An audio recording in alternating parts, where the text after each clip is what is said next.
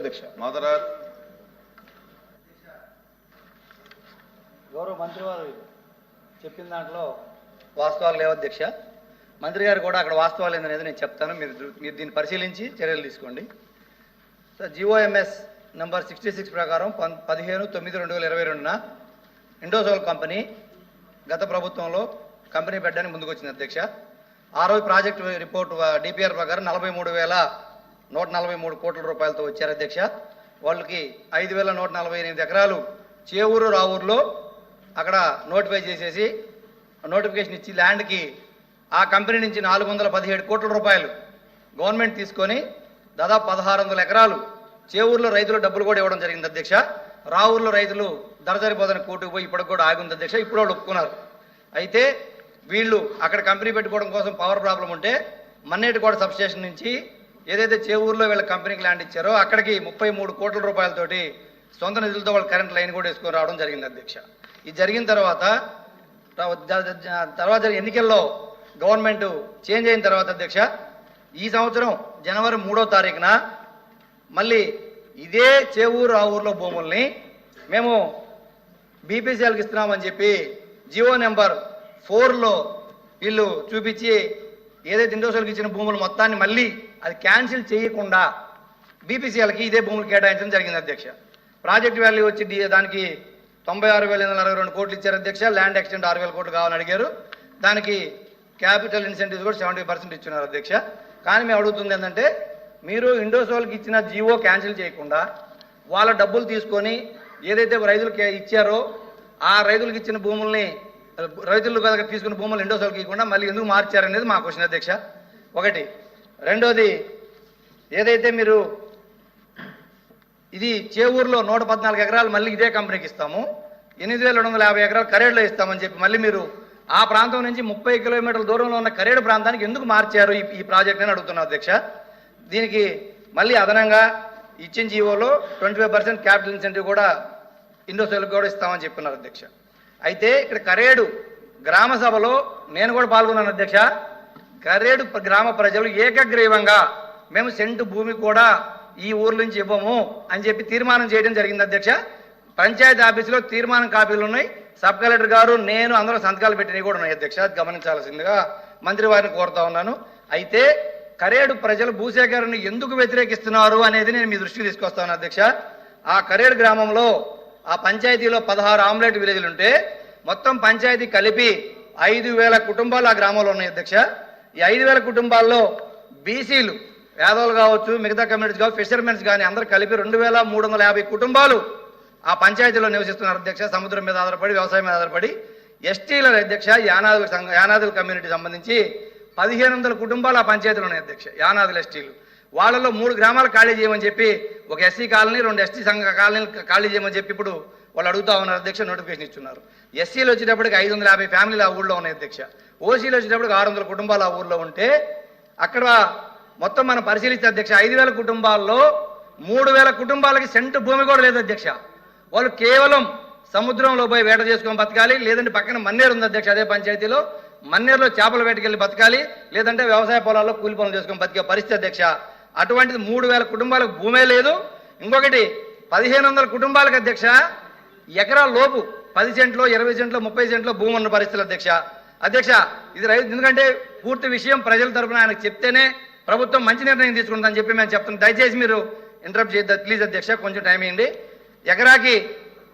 ఎకరా పైన భూమి ఉండేవాళ్ళు కేవలం 500 కుటుంబాలు ఉన్నాయి అధ్యక్ష. అంటే 5,000 కుటుంబాల్లో ఎకరా పైన భూమి ఉండేవాళ్ళు 500 కుటుంబాలే ఉన్నాయి. మిగతా 4,500 కుటుంబాలు కూలి పనికో కూరగాయలు వేసుకొని చిన్న కుటుంబాలు అధ్యక్ష. వాళ్ళందరూ కూడా నష్టపోయి ఉపాధి కోల్పోయే పరిస్థితి ఉంది కాబట్టే వాళ్ళు వ్యతిరేకిస్తున్నారు అధ్యక్ష.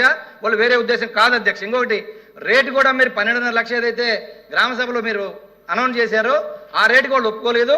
పైగా అసలు వాళ్ళు అంటున్న సమస్య ఏంటంటే, మాకు రేటు సమస్య కాదు, మా ఉపాధి పోద్ది, కాబట్టి ఈ ఊరు నుంచి మీరు బయటికి ఈ ఊరు నుంచి మీరు అక్వైజ్ చేయొద్దు అని చెప్పి వాళ్ళు తీర్మానం చేశారు అధ్యక్ష.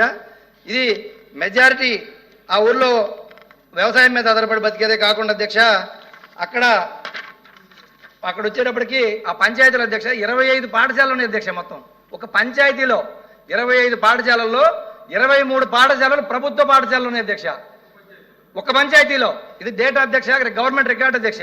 ఒక పంచాయతీలో 25 పాఠశాలలు ఉంటే 3 మాత్రమే ప్రైవేటు పాఠశాలలు ఉన్నాయి, 22 ప్రభుత్వ పాఠశాలలు ఉన్నాయి. 10th క్లాస్ లోపు చదువుకునే పిల్లలు 2100 మంది ఉన్నారు అధ్యక్ష. 10th క్లాస్ లోపు చదువుకునే పిల్లలే. కాబట్టి వాళ్ళు మాకు ఇవన్నీ కూడా కష్టమవుతుంది, మా జీవనాధారం పోద్దనే ఉద్దేశంతోనే వాళ్ళు వ్యతిరేకిస్తా ఉన్నారు అధ్యక్ష. ఇంకొకటి ఆడున్న ప్రాబ్లం మేజర్ ప్రాబ్లం అధ్యక్ష, ఏదైతే మీరు ఇండోసోల్కి మళ్ళీ కరేడుకు మార్చి 43 జీవో ఇచ్చారో ఆ జీవోలో దాదాపు 4.5 టీఎంసీ వాటర్ వాళ్ళకి ఇవ్వడానికి మీరు జీవో ఇచ్చారు అధ్యక్ష. అసలు ఇందులో ఏం మెన్షన్ చేశారంటే చేవూరు చెరువులో వచ్చేసి వాటర్ తీసుకోమని చెప్పారు అధ్యక్ష. చెన్నాయిపాలెం చెరువు అలాగే కరేడు చెరువు ఈ చెరువులన్నీ కలిపి 0.72 టీఎంసీ కూడా కెపాసిటీ లేకపోతే మీరు 4.5 టీఎంసీ నీళ్లు తీసుకోమని ఇచ్చారు జీవోలో. ఎక్కడనే మా నియోజకవర్గం మొత్తం ప్రాజెక్టులు కలిపినా కూడా 4.5 టీఎంసీ నీళ్లు లేవు అధ్యక్ష. ఇది ఒకటి మిస్టేక్, మీరు గమనించండి అధ్యక్ష. ఇంకొకటి కరేడు పంచాయతీలో ఏదైతే ఉందో ఈ రాష్ట్రంలో పండే 26 జిల్లాలో పండే పంటలన్నీ ఆ పంచాయతీలో పండుతాయి అధ్యక్ష. ఎందుకు ల్యాండ్ అక్విజిషన్ చేయకూడదు రైతులు వ్యతిరేకిస్తున్నారని చెప్తున్నాను అధ్యక్ష. దయచేసి మీరు అర్థం చేసుకోండి, ఎందుకంటే మేమేం కాంట్రవర్షీ కాదు, వాళ్ళ ఆవేదన చెప్తున్నాం మీ మా ద్వారా. ఒకటి సార్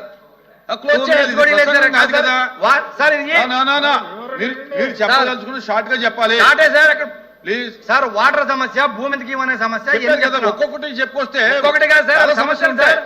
మీరు అన్ని సమస్యలు 8,500 ఎకరాలు సార్ ఏదైతే స్పెసిఫిక్ గా అడిగారో అదే సార్ భూసేకరణకు సంబంధించి మేము చెప్తుంది. వాళ్ళకి అక్కడ మ్యాంగో, సపోటా, వాళ్ళకి వేరుశెనగ, మిర్చి, వరి, కాటన్ ఇవన్నీ కాకుండా అధ్యక్ష దాదాపు 22,000 టన్నులు సాల్ట్ పండిస్తారు అధ్యక్ష ఆ పంచాయతీలో అధ్యక్ష. అయితే ఇక్కడ 9 ఫిషింగ్ హ్యాచరీస్ ఉన్నాయి అధ్యక్ష, ఒక పెరల్ డిస్టిలరీ ఉంది, పీటీపీ టొబాకో కంపెనీ రిసార్ట్స్ ఉన్నాయి. అన్నిటికీ వాళ్ళకి 20,000 మందికి ఉపాధి ఆ పంచాయతీలు దొరుకుతుంది అధ్యక్ష. 20,000 మందికి ఉపాధి పోయే పరిస్థితి ఉంది ఆ ల్యాండ్ అక్విజిషన్ చేస్తే ఆ పంచాయతీలు అని చెప్పి మీకు తెలియజేస్తాను అధ్యక్ష. పోతే ఇండోసోల్కి ఏదైతే 13,500 ఎంప్లాయ్మెంట్ క్రియేట్ చేసి మీరు చివరగా మీరు సార్ ఇంకొక 2 మినిట్స్ అంతే. ఇది ప్రసంగం కాదు సార్, ప్రసంగం కాదు సార్ ఇది.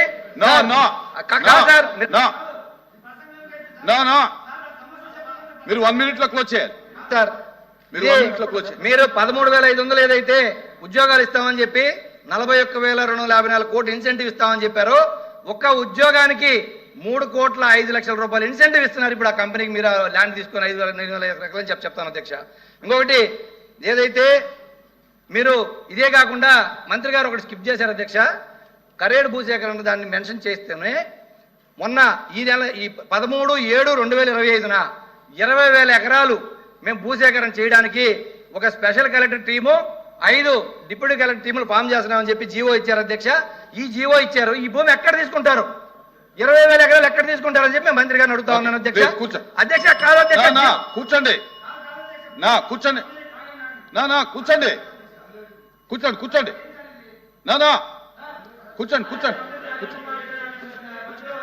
కూర్చోండి కూర్చోండి చాలా సమయం ఇచ్చా కూర్చోండి అధ్యక్ష.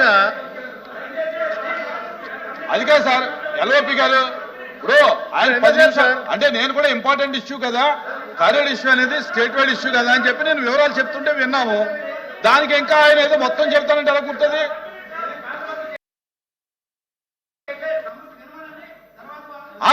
మీరు చెప్పదలుచుకున్నది మీరు మొత్తం సమస్యలని చెప్తే కూరదండి. 20,000 ఎకరాలు నోటిఫికేషన్ ఎక్కడ ఇచ్చారు? 20,000 ఎకరాలు ఎక్కడ తీసుకుంటారు? మీరు దీంట్లో మళ్ళీ 8 భాగాలు చేశారు. కరేడు ల్యాండ్ అక్విజిషన్ ని 8 బ్లాకులు చేశారు. 5 బ్లాకులు ఇప్పుడు నోటిఫికేషన్ ఇచ్చారు. 5 బ్లాకుల నోటిఫికేషన్ ప్రకారం తీసుకుంటారా? మీరు జియో క్యాన్సిల్ చేయండి. ఈ 5 బ్లాకులు తీసుకుంటున్నాము, 4,800 ఎకరాలు మిగతా తీసుకోమని చెప్పండి. వెస్టర్న్ బ్యాన్స్ ఎక్కడైతే వ్యతిరేకించారో వాళ్ళని పక్కన మభ్యపెట్టి మీరు 5,000 ఎకరాలు తీసుకొని తర్వాత 3,000 ఎకరాలు రావాలనే దుర్మార్గమైన ఆలోచన ఒకటి ఉంది అధ్యక్ష. కాబట్టి మీరు అది క్యాన్సిల్ చేసి మీరు మళ్ళీ నోటిఫికేషన్ ఇవ్వండి. అది కాకుండా లాస్ట్ పాయింట్ అధ్యక్ష, ఆగస్టులో జరిగిన గ్రామ సభలో క్లియర్గా వాళ్ళు వ్యతిరేకించారు. వాళ్ళు వ్యతిరేకించడానికి ప్రాబ్లం వాళ్ళు క్లియర్గా చెప్తా ఉన్నారు. ఇది కాకుండా ఏం జరిగిందంటే అధ్యక్ష, గ్రామ సభలో ఎవరైతే కుటుంబంలో నుంచి మహిళ వచ్చి మేము భూములు ఇయ్యం, మా ప్రాణాలను ఇస్తాం, మేము ఇదే ఊర్లో ఉంటాం, వరదలు తుఫాన్లు వచ్చినప్పుడు మేము పోలేదని చెప్తే అధ్యక్ష, ఒక ఎస్టీ మహిళని వాళ్ళ ఇంట్లో వాళ్ళ పిల్లలు మాట్లాడుకుంటున్న సందర్భాన్ని అలుసుగా తీసుకొని పోలీస్ కేసు పెట్టి ఎస్టీ మహిళని అర్ధరాత్రి 12 గంటలు అప్పుడు అరెస్ట్ చేసి పోలీస్ స్టేషన్ తీసుకెళ్లి దాచిపెడితే అధ్యక్ష, 8 గంటలకు ఉదయం ఆ ఊరు మొత్తం పోయి పోలీస్ స్టేషన్ ముందు ధర్నా చేస్తే మధ్యాహ్నం 12 గంటలకు మేము అరెస్ట్ చేశాము అని చెప్పి కోర్టులో సబ్మిట్ చేసిన ఎఫ్ఐఆర్ ఉంది అధ్యక్ష. ఎస్టీ మహిళల్ని లేడీ కానిస్టేబుల్ లేకుండా ఎలా అరెస్ట్ చేస్తారు? మీరు రైతులను అసలు ఎలా అరెస్ట్ చేస్తారు?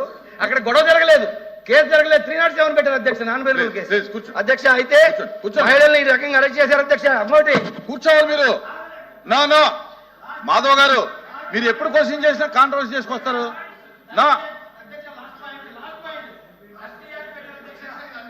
ఇది చాలా దారుణం. ఆ గ్రామంలోకి ఎవరిని పోనీయట్లేదు, కానీ ఇదే ఆంధ్రజ్యోతి పేపర్లో అదే ఊర్లో ప్యాకెట్ డిన్నర్లో పర్మిషన్ ఇచ్చారు. ప్యాకెట్ అయితే సరుపుకో 30 కూర్చోండి. ఎమ్మెల్యే పోవచ్చు. ప్లీజ్ కూర్చోండి. మంత్రి గారు కూర్చోండి.